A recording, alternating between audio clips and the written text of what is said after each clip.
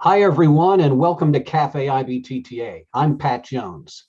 This is a special one-hour edition of Café IBTTA in which we focus on women in road usage charging. My guests today are Maureen Bock, Chief Innovation Officer at the Oregon Department of Transportation, Reema Griffith, Executive Director of the Washington State Transportation Commission, Patricia Hendren, Executive Director of the Eastern Transportation Coalition, and Lauren Prehoda, Road Charge Program Manager at the California Department of Transportation, CALTRANS. Maureen, Reema, Trish, Lauren, great to have you with us. Welcome to Café IBTTA. Thank you. Also with us today is Patty Robstello. Patty's the Assistant Secretary for Washington State Ferries at the Washington State Department of Transportation. Patty also serves as chair of IBTTA's Women in Tolling Council, which is hosting today's panel. Patty, would you please help us get things started today? You bet. Thanks, Pat. I'm extremely excited to kick off this special edition of Café IBTTA. As most of you know, IBTTA's next in-person meeting is the Road Usage, Charging, and Finance Conference on May 15th through the 17th in beautiful Denver, Colorado.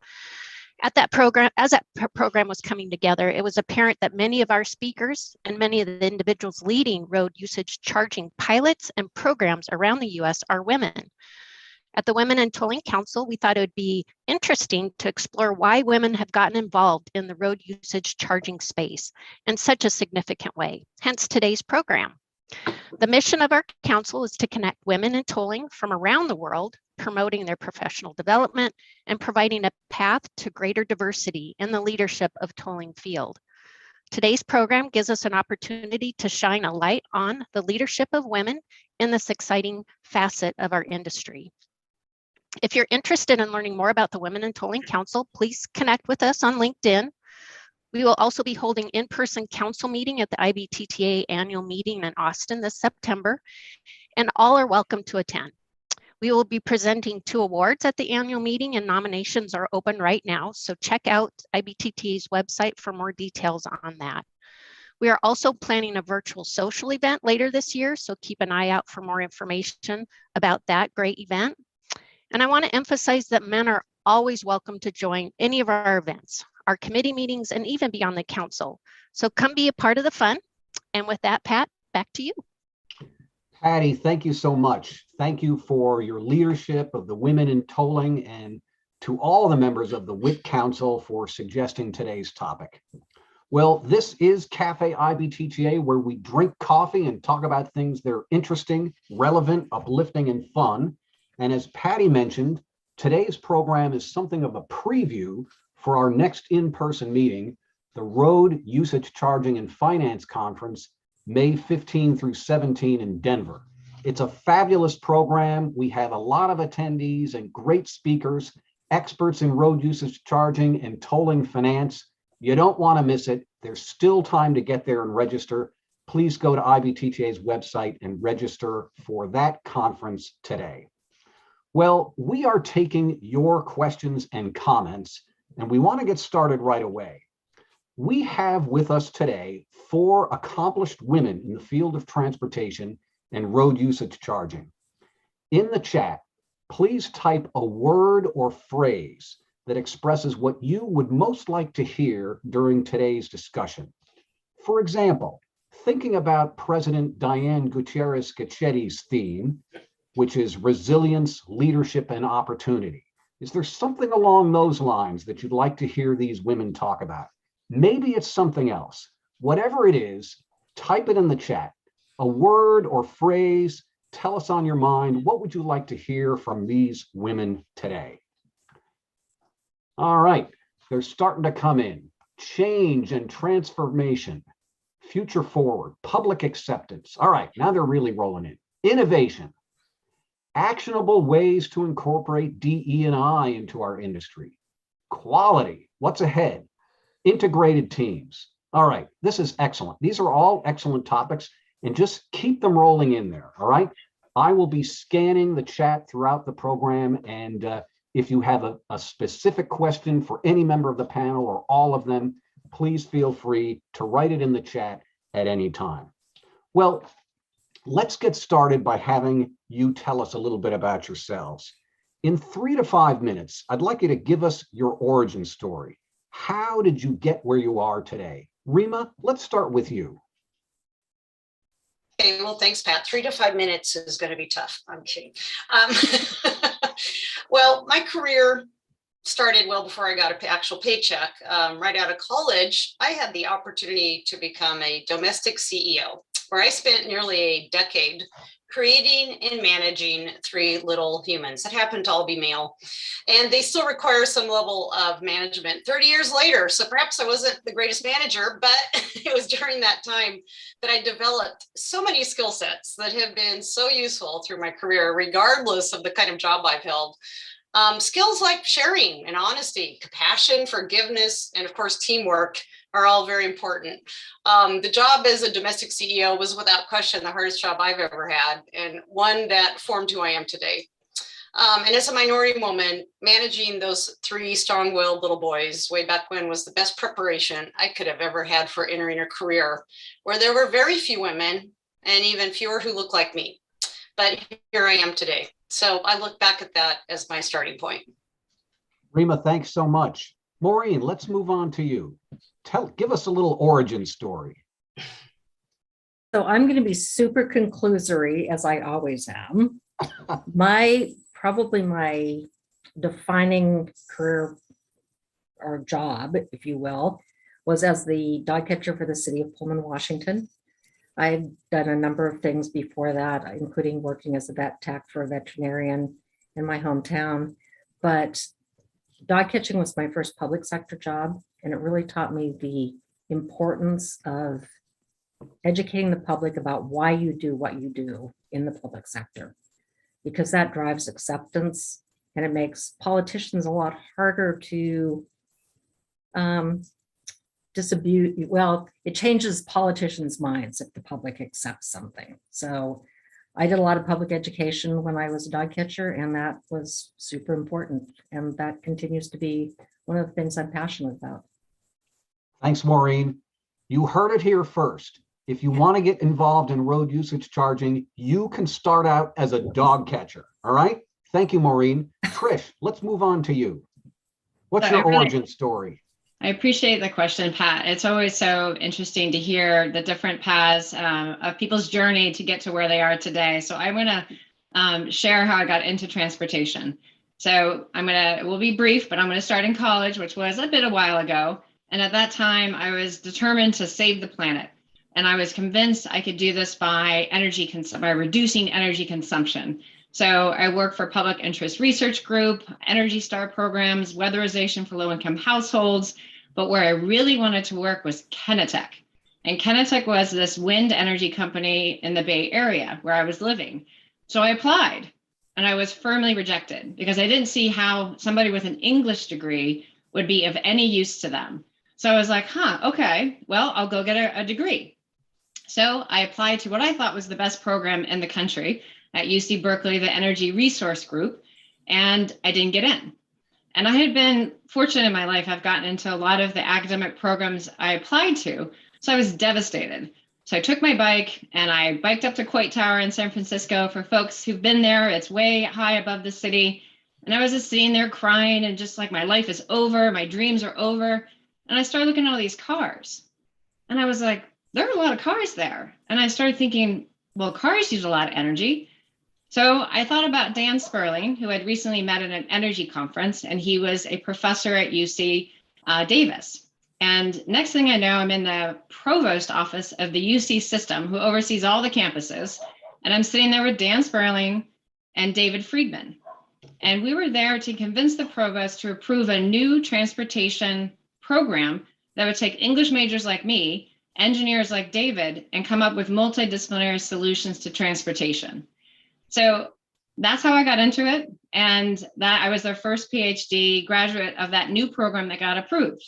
So I'm sharing this because I think I learned so many lessons from that entry. So one is with rejection. We've all been rejected. So by turning that rejection and turning it to like renewal or refocusing, I think is something we always have to do constantly. And also to be really proud of your difference. So the women on this panel, we're all different. And Pat, you're different too, right? But instead of being, talking about my English major as something I kind of did, I like bringing it forward and saying, yeah, that's really important that I have that degree. So I'm kind of embracing our differences. And thirdly, that we need to have multiple disciplines to challenge, to face the challenges that we're really going to grapple with in transportation sector. So those lessons have stuck with me the whole time, Pat. Thanks, Trish. That's beautiful. I love the interdisciplinary approach that you bring to things. Lauren, tell us, what's your origin story? Well, I would have to go back to arriving as a freshman on campus at Santa Clara University, undeclared, which, as someone who likes to plan things out ahead, really irked me that I had not already decided on everything I was going to do in the future. Really, there's just so many interesting opportunities and options you could choose from. I had not been able to land on one. So I arrived on campus and we had a kickoff day with a keynote speaker by the name of Lauren Prehoda, who former White House Chief of Staff, CIA, defense, done all the things. At that time, he had just finished his rotation, as it were, at the White House. And he was there giving a speech on integrity. And I found myself in tears sitting in the office. At that time, I was extremely cynical about politics and government. I did not think that there was anyone who was not crooked involved in any of those things. But he really spoke to a priority of mine of doing things well, doing things with integrity. And I was floored that a politician would prioritize integrity, so much so that I got up the courage to go and talk to him afterwards and asked him the question of, can you really get to a position of influence while maintaining your integrity? And I've never forgotten what he said, which was, it is difficult, but there are good people there now. And so that kind of set me up on a path to exploring the public sector and government work. And I've done a lot of different things in a lot of different areas in government since then. But I've always remembered that importance of doing things with integrity, and it can be hard, but it's important at all levels of government for us to have folks who are focused on doing things well and with integrity. Thanks, Lauren. I love the story about Lauren Prehoda and integrity in government, and that you actually can get somewhere if you have integrity yourself. Thank you so much. I've been monitoring the chat, and I noticed a couple of questions about public acceptance and education, and so that's where we're going to turn next. Let's face it, RUC is not the easiest concept to communicate, and there are lots of ways for people to get confused. And in an earlier conversation, we talked about how maybe politicians intentionally try to confuse people about what road usage charging is all about, and that there are methods to that madness. Lauren, would you start us off with this topic of public acceptance, public education, and the challenges that lie in there? Absolutely. So road charge or road usage charge or MBUF, whatever we want to call it, it's a new idea, and people inherently kind of stiffen and freeze up when they are faced with a new idea. So we start with that off the bat. What we've done in California, we've tried to do a lot of polling research so we can understand what the folks in our state are thinking about and their priorities. We've tried to start with our messaging with talking about the problem that we're trying to fix. People don't necessarily inherently know how transportation is funded. They don't know that the gas tax is broken. They're like, what's the problem? Why do we have to come up with this whole new idea?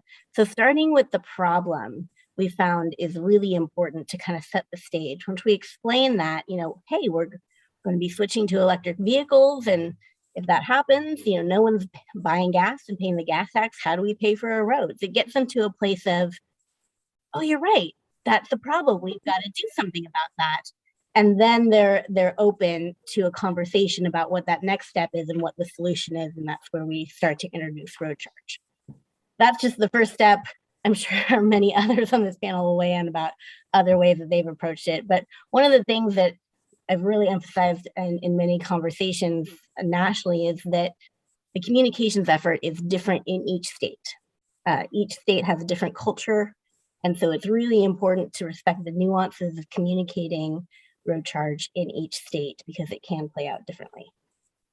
Thanks, Lauren. Who wants to build on that? Well, I'll I'll go ahead jump and jump in. in. I'm like, come on, ladies, we're all going to go at the same time. That's hilarious. Well, I'm All right, sure let's that, open for you guys. Come on. yeah, There's so well, much more. I'm thinking people don't want to just hear from the left coast, but I'll jump in.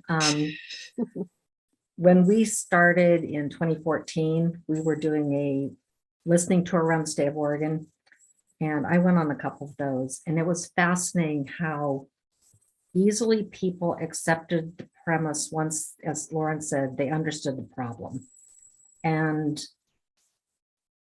doing that face-to-face interaction with people was really important.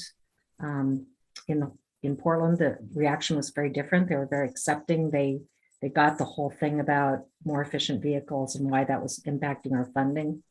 But on the eastern side of the state, which is much more rural, and people say, well, of course that makes sense. Why would I, driving the F-150, want to subsidize Portland Prius drivers?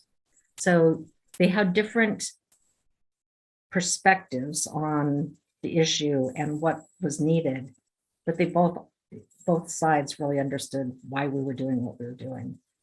And I think it was reinforced for me that the familiarity effect really works in driving public acceptance of pretty much anything. Have folks heard of the 5 stages of grief? I promise there's a reason why I'm doing this. It's the Elizabeth Kubler-Ross. There you go, Pat. Yes. So many times I associate those stages with change. So bear with me here. So when I was at WMATA, the metro provider in the DC area, the general manager was very concerned about midday train on-time performance because it was dismal. So I started a performance office at the transit agency. So I went out to the rail operators and said, the GM is concerned, and I got total denial. We don't really have a problem midday. Your data is wrong.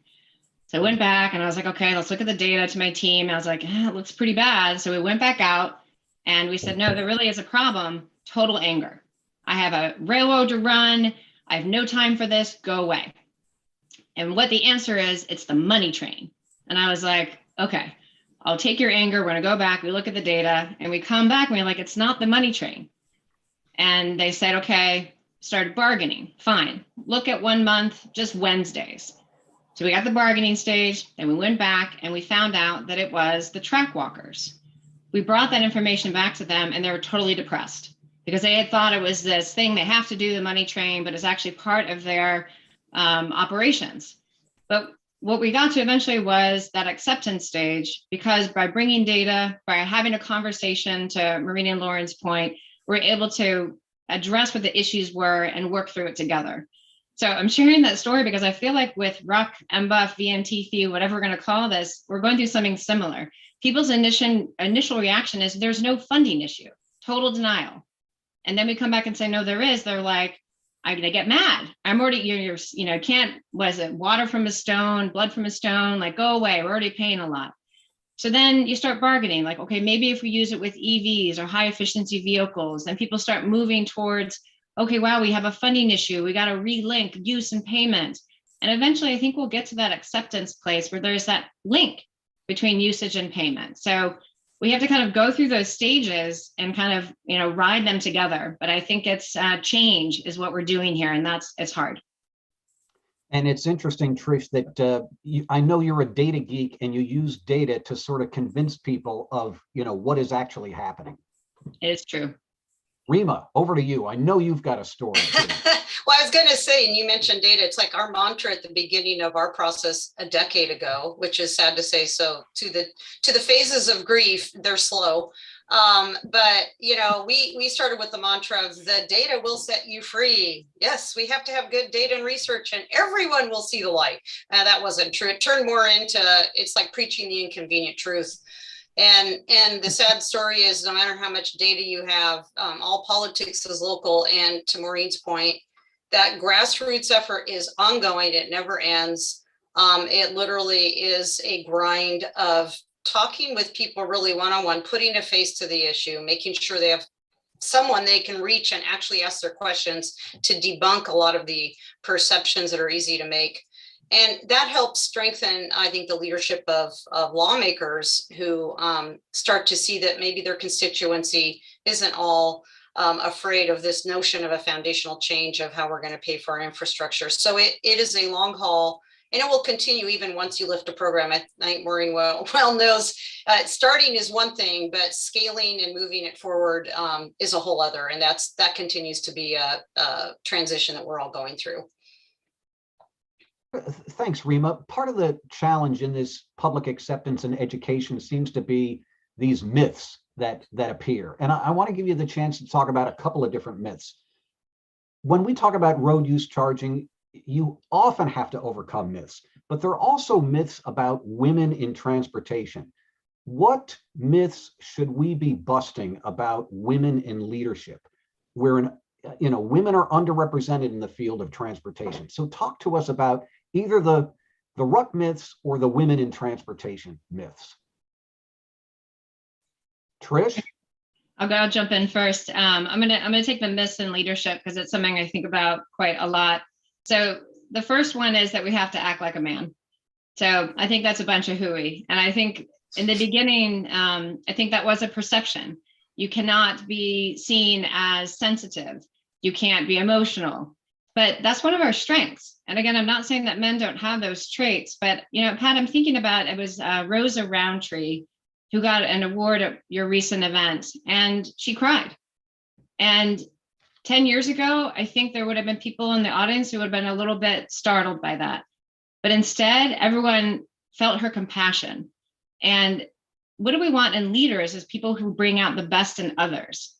And I love, Reema, how you talked about your first job was domestic CEO, because don't we want people who have the skill set of running a household, teachers, nurses, all these professions that women excel at? We want those skill sets in other leadership positions. So again, it kind of goes back to the point I was sharing with kind of my journey story. Like, we are different. And I think the myth is that that's bad. And I think that we just need to let that go and say, you know what? We are different, and we bring that into the workforce. And what are we hearing from folks entering the workforce? They want flexibility. Women are all about flexibility because we got a lot of things that we're juggling. They want to have mentorship. That's kind of like our jam, right? And they want to have that camaraderie and kind of a community. So I think the myth I'd really like to bust is that women can be women in leadership positions. So that's you gave me the phone or the microphone, Pat, so I wanted to use it for that message. Thank you, Trish. I'll jump in. Yeah, I wanted to jump in because I think Trish triggered a few things for me, but being a stay-at-home mom, back, I won't say when, but you guys can do the math. When I got out of college, it was like, oh, you graduate with honors, you're going to law school, right? You're going to go do all these amazing things. And I was like, no, I want to stay home and have kids. And people thought I was kind of crazy at the time. But I think, in hindsight, as I've mentored young women who are struggling with those same kind of pressures of feeling like you have to pick which path you go in. Am I going to have babies and be a mom at home, or am I going to have a career? Am I going to have both? I think we've seen a lot of women realize that trying to do it all maybe isn't such a great idea either, in terms of, our mental health and just energy levels in general, trying to be everything to everybody.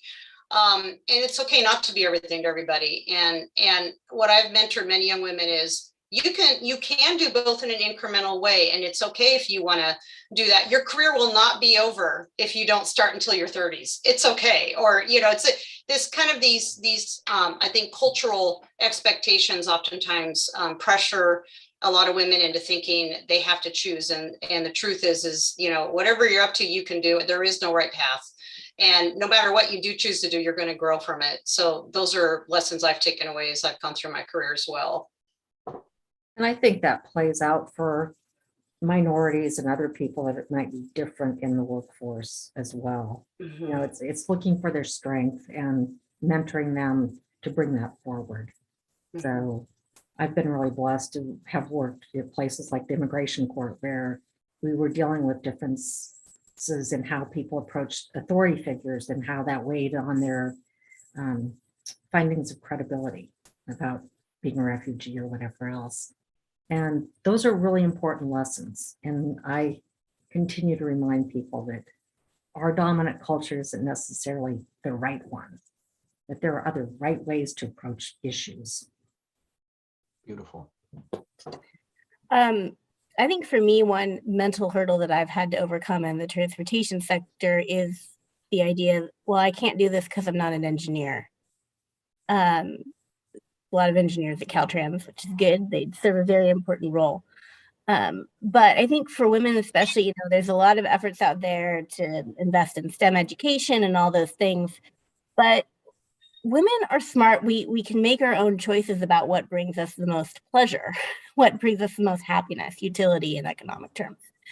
And, for me, there were a number of years where many people were trying to force me to go to law school. Because if you want to do this or that, you've got to go through law school. And I could think of nothing more miserable than going to law school. I didn't want to spend 3 years in that. Ugh.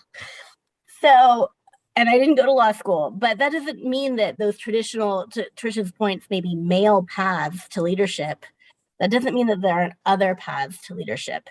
And it's taken me a lot of time to get over that mental block in my mind with the help of other leaders at Caltrans who have spoken into my life, some who are engineers and some who are not, some who are male and some who are female, to be like, no, leadership skills can be separate from those of an engineer. In fact, some engineers, bless their hearts, they have no leadership skills whatsoever. So, separating that in your mind of stepping out of traditional paths, maybe to leadership or things like that, I think it's been an important process in my career of realizing the opportunities that I can access, even though I'm not an engineer or haven't gone in one of those more traditional paths. Thanks, Lauren. Let's turn to the chat. We have a question here. What are your thoughts about having ruck in a heavily tolled state? Would a politician or the public be charged twice? All right, a lot going on there. Who wants to start?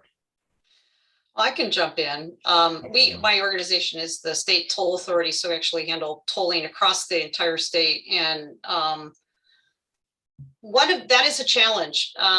We kind of looked at ruck and tolling like we put ruck and gas tax in the same bucket, if you will. You pay the gas tax today and you pay tolls. You don't get to choose, and one doesn't substitute the other. And they, in fact, have very different purposes and applications for why they're being imposed. And so for us, if road charging is going to replace the gas tax, yes, you would pay road charges and you would pay tolling, because tolling is oftentimes set up to fund a project. It could be to manage congestion or both. And that's great for that corridor, that segment you're dealing with, but you have a statewide infrastructure need that doesn't go away as the gas tax diminishes. And that's what road charging is going to serve the role in. Someday they will merge and we'll be more efficient, and we might be able to, we're going to have our one account and it'll be seamless. But at the start, we definitely look at them as separate and one on top, not on top of, but you will pay both, I guess is the best way to say it, at least from our viewpoint. Yeah, and I think the point there is that instead of paying gas tax, you would be paying the road charge, not both. So it really is a substitute of one fee for another, with tolling being added on top. As a part of the country that has quite a few toll facilities, this intersection between tolling and ruck has been a focus of ours from the beginning. And the approach that we took was tolling knows a lot about collecting or processing transactions. Tolling entities know a lot about efficiency of business processes, transferring money, dealing with out-of-state travel, customer service. You excel at it. So if we're going to have this new way of funding transportation, shouldn't we learn from the years of experience? So that's kind of our starting point. But I think the question was, would we charge both? And I think it gets to the gap we have in understanding of how transportation is funded. Because right now people do pay both. There is no separation between a toll fee and paying a fuel tax. What's going to happen though, is because both are going to be more visible, this question is going to come up. So I think to Reema's point, we got to be clear about what the toll fee is for. A lot of times it's for financing, or it's to provide a superior, more time reliable service, right? All the reasons why we have toll facilities. So we're going to have to be better at explaining to people why they pay both, because I don't see how we could not pay both. It's kind of, I would say, don't quote me, but this is being recorded, so that's a little awkward. But that's my view. Lauren, anything to add on this topic? Yeah, I think they nailed it, so I'm good. I would simply add, as the guy who leads the tolling association in the world, I like to clarify it by saying a toll is a facility charge, and the gas tax or a road usage charge is a system charge. You know, I continually emphasize that the RUC or the MBUF is there to replace the gas tax. You know, using your metaphor, Trish, you know, better fuel economy is great for the environment, but it's lousy for our wallets. It's lousy for the transportation pocketbook because we're seeing the gas tax go down. So that's why we're having the road usage charge. So that's my little RUC 101. And Pat, I'm going to jump in. I just saw the comment from David, and I want to be clear. Sorry if I wasn't before. I think there is a great opportunity to have synergy between toll entities and a future RUC MBUF system. So in fact, we've been partnering with a toll entity to demonstrate how toll concessionaires and facilities, businesses can get into the RUC space. So I see them merging. So I just want to be very clear. I do not see them as in not collaborating. I would say we need to collaborate, and that what that collaboration looks at, we're trying to figure out, but definitely into collaboration, just to be clear about that. And Dave, you are very close to more conversations about this living in Colorado. Join us May 15 through 17 in Denver, Colorado for the Road Usage Charge and Finance Conference. Let's talk a little bit more about this winding road to leadership.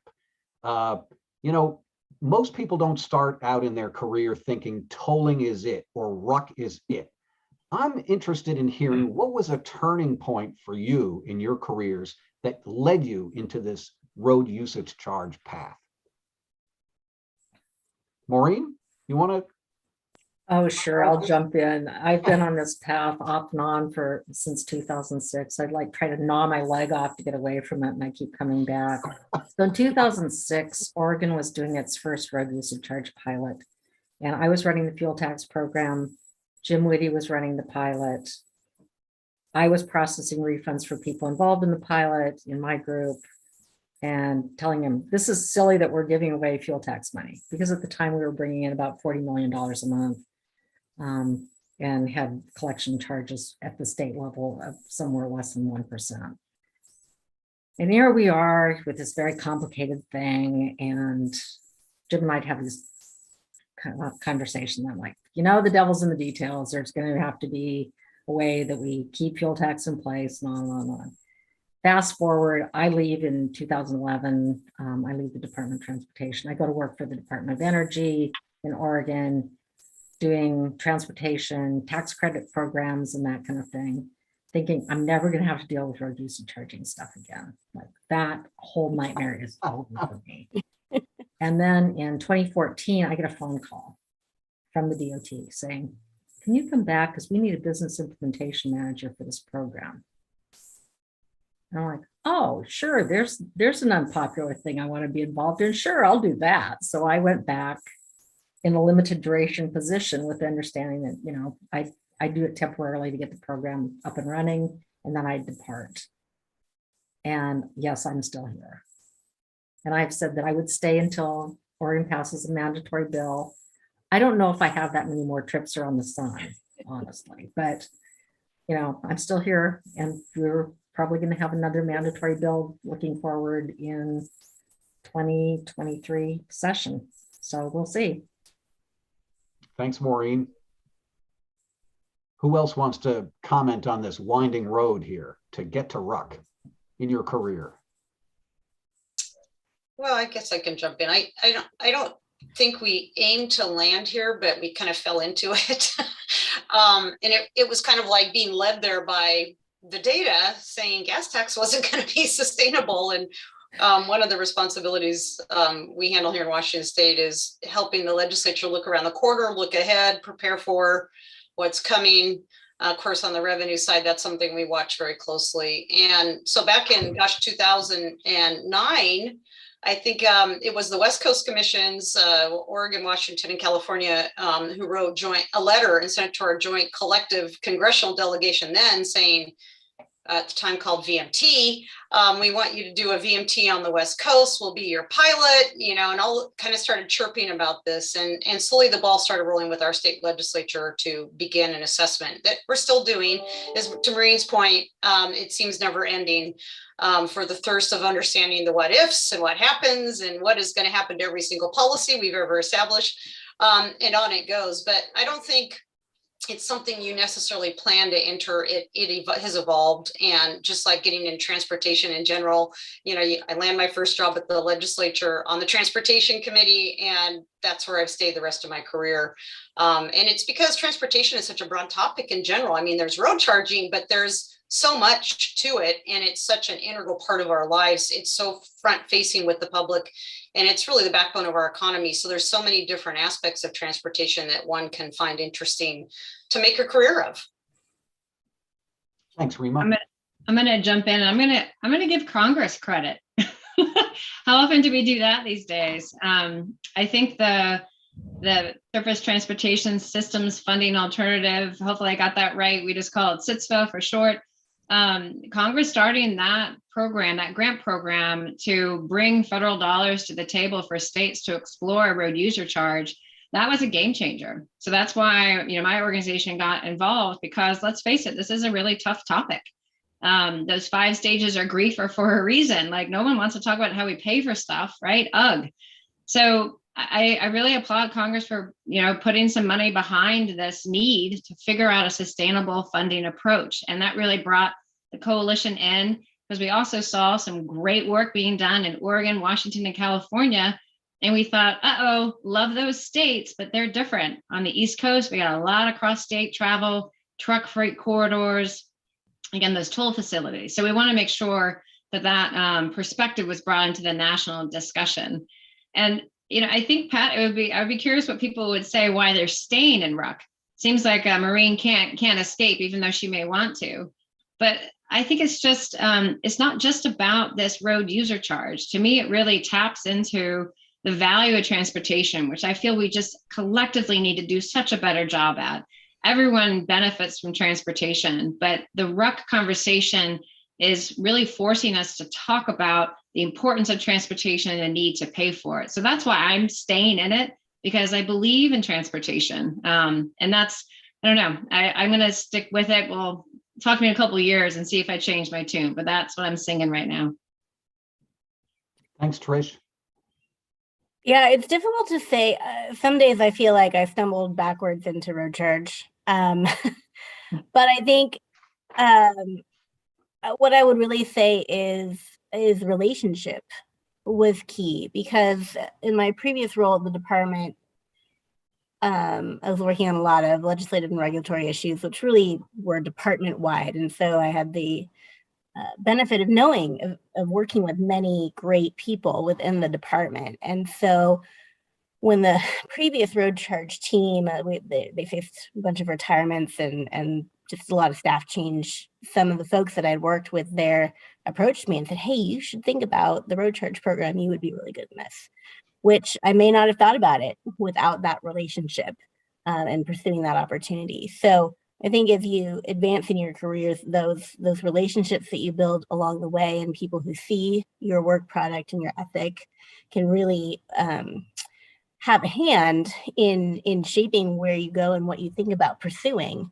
And that's important for you to think about as an individual, as well as how you can influence others in their career by speaking to them about, hey, I see this in you. You might want to consider this. I think you'd be great in this role. How many people have I had those conversations with? They're like, really? You think I could do that? So having those relationships and having people who can speak into your life and open your eyes to possibilities that you may not have seen, I think is really important. Thanks, Lauren.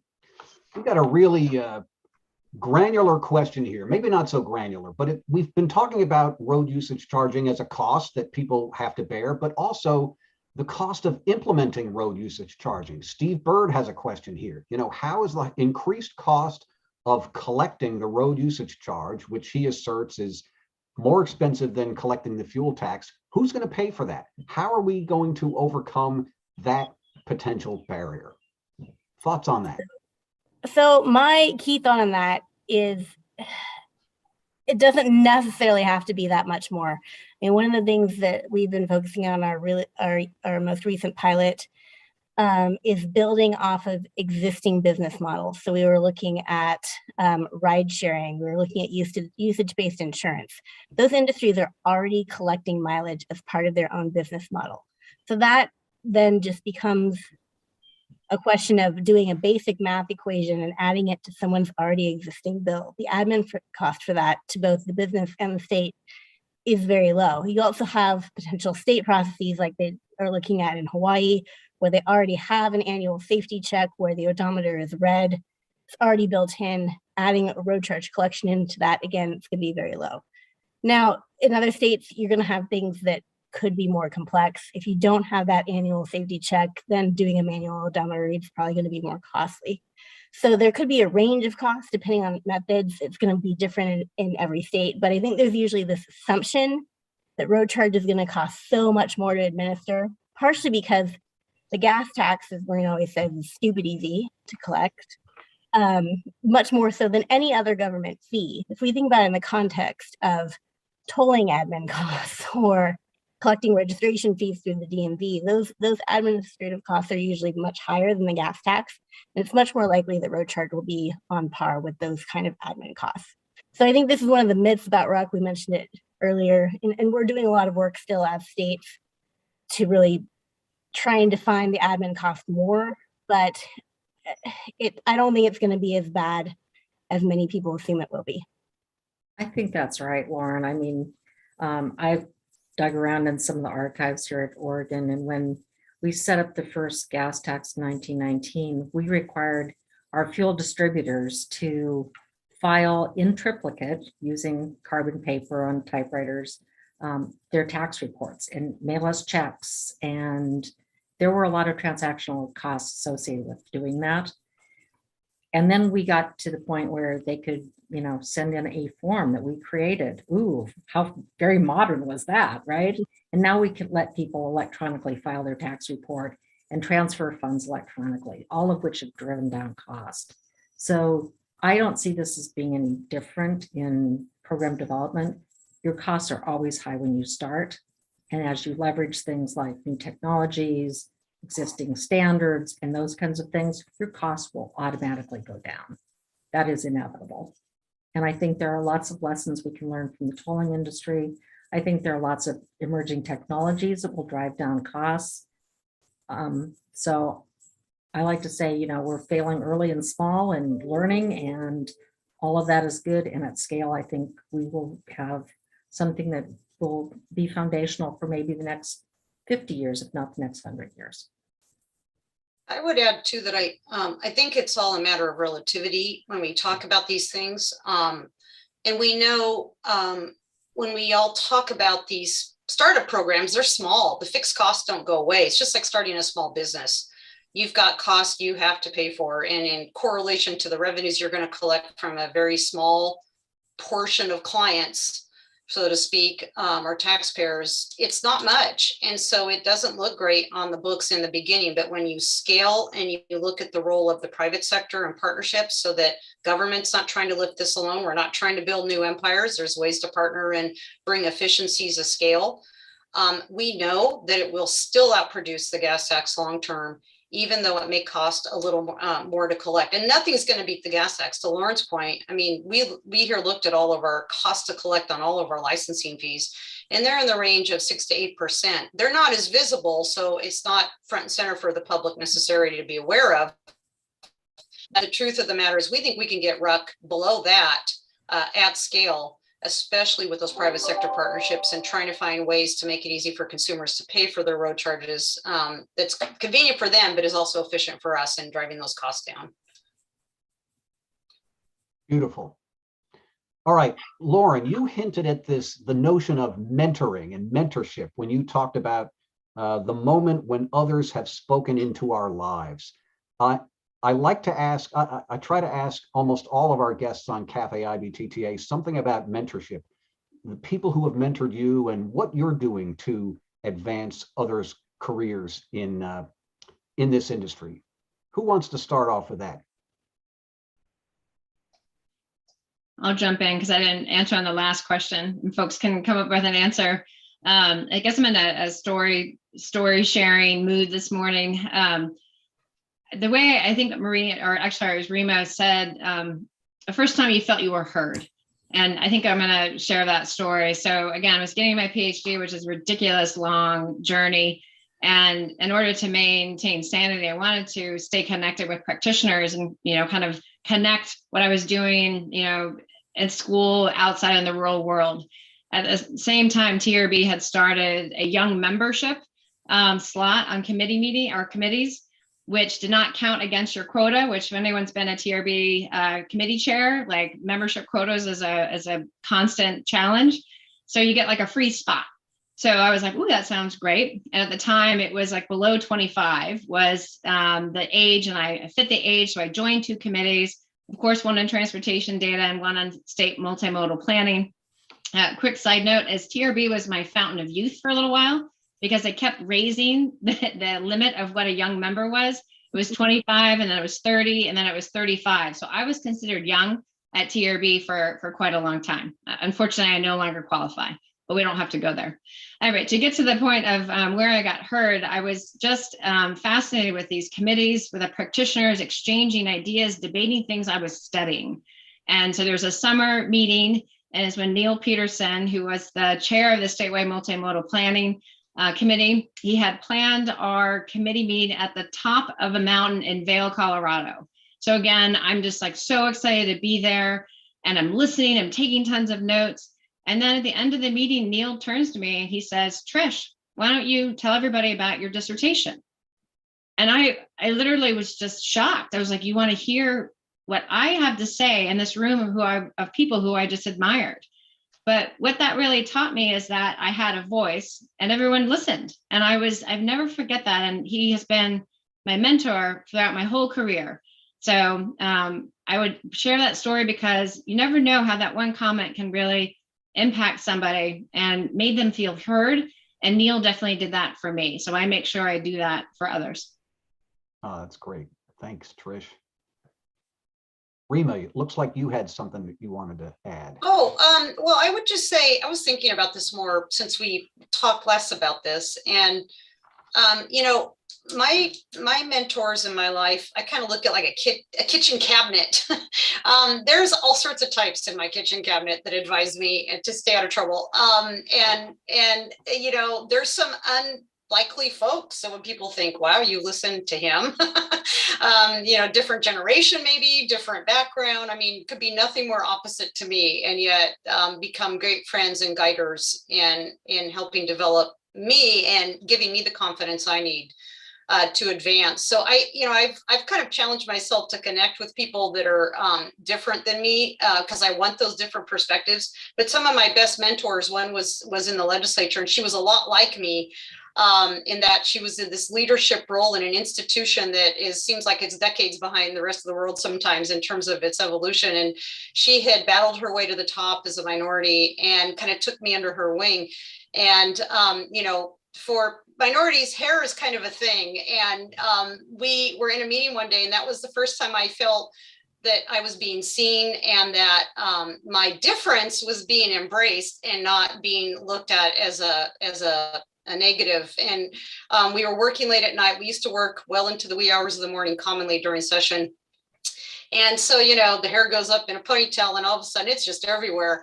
And one of my co-workers, commented on that. And she looked at him without any hesitation and said, don't judge her, and don't you ever say anything about her appearance ever again. It is okay. And I just kind of looked at her. Of course, I'm in my early 30s, and I was both taken back by her strength, but her willingness to say, it's okay to be different. You don't put people in a box and then anything outside of that is judged as different or wrong.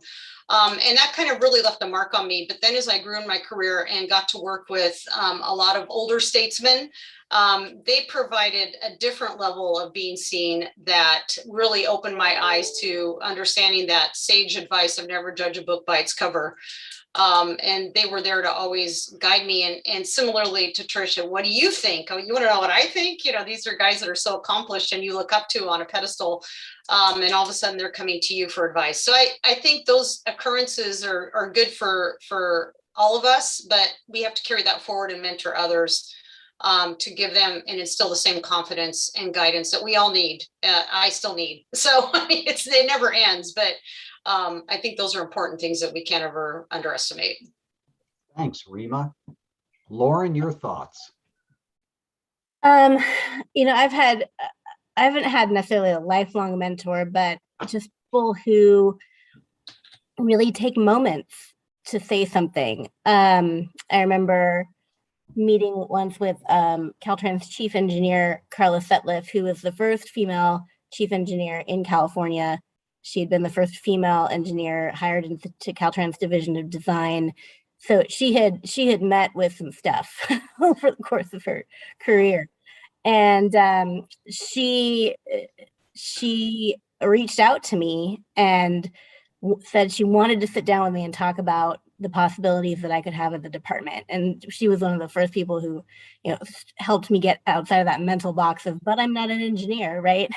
And just sitting down with her, and she was talking about all the things I could do at the department that she saw in me. And it was kind of a stunning moment. I had to go for a walk afterwards and take a deep breath, because it was like, wow, first of all, there's so many things I can do. And secondly, Carla wanted to take the time to show that to me, to show me my potential. And I've had other male, female, both sides, just taking those moments to say, hey, have you thought about this? I've seen this in you.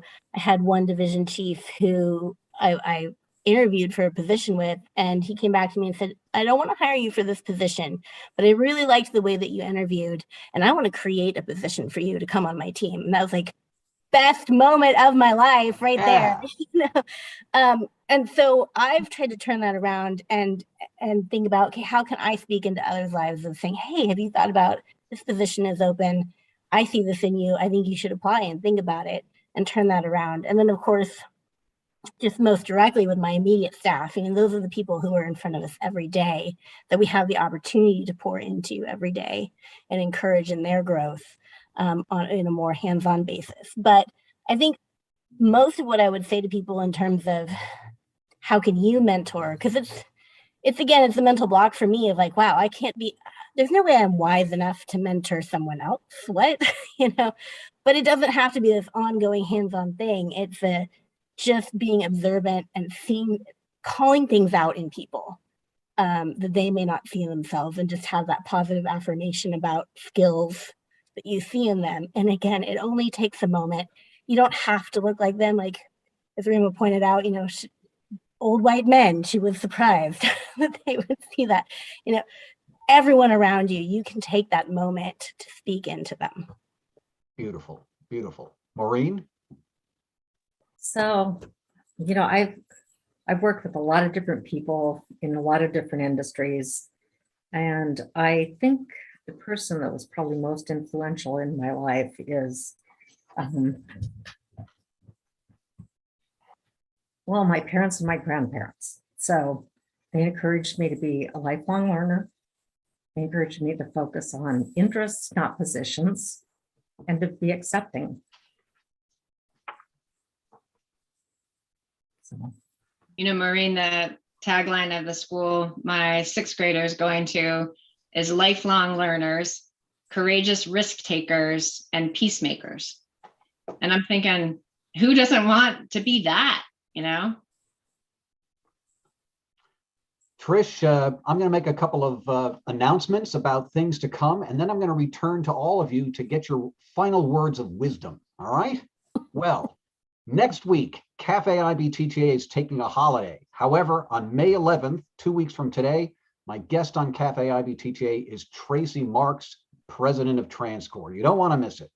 Tomorrow, April 28th, we have our quarterly book club discussion organized by the Task Force on Diversity, Social, and Racial Inclusion. The book is I Am Not Your Negro by James Baldwin. Our next in-person event, as you know, is the Road Usage Charging and Finance Conference, May 15 through 17 in Denver. It's being held in conjunction with our spring board of directors meeting. We have 6 partners, 3 hosts. Carol Kuster from BATA and Mike Davis from RSNH are our chief meeting organizers. It's going to be a great meeting. This Cafe IBTTA has given you just a small taste of some of the things you'll hear about there. Visit the IBTTA website for full details on that meeting and all of our in-person and virtual meetings. Well, Lauren, Trish, Reema, Maureen, what are your final words of wisdom before we sign off today? You I gonna think pick on us, everybody Pat? here has an opportunity to be part of the solution. And the people that you are looking at on the screen are willing to listen to your viewpoint. Thanks, Maureen. All right, I'll jump in next. I would say it is okay to ask for people to pay for transportation. It is valuable. I would say, ask the question, is there a woman? Is there a person of color who can do whatever it is you're thinking about? Ask the question. The answer may not be yes, but I challenge everyone to ask and fill those spots with people who may not typically fill them. And finally, come to the meeting in Denver. I know we didn't spend a lot of time talking about RUC today. We kind of wanted to talk about some of our experiences. So we have lots of things we can talk about RUC. We could do that forever. So come to Denver and you'll hear a lot more about RUC. Beautiful. Thanks, I Trish. would just say that in all policy work that we do, never forget about the human factor. Always remember that when we talk about the public, we're talking about our neighbors, our parents, our family, our kids, and everyone we don't know. But we have to remember that these things have true impacts, and that level of compassion and understanding in policymaking is critical if it's going to be sustainable. Beautiful. Thank you, Reema. Lauren, you have the final word on this topic. Oh dear. I would just say in terms of stepping into leadership and career movement, don't be afraid to just run with it, to just step into your role and set a direction and go and take charge of it. And when you do that, it's going to be scary, but it's incredibly fulfilling as well. Thanks, Lauren. Trish Hendren, Lauren Prehoda, Maureen Bock, Reema Griffith, thank you so much for being our guest today on this special edition of Cafe IBTTA. It has been enlightening and inspiring. We thank you for dedicating an hour of your time to contribute to this.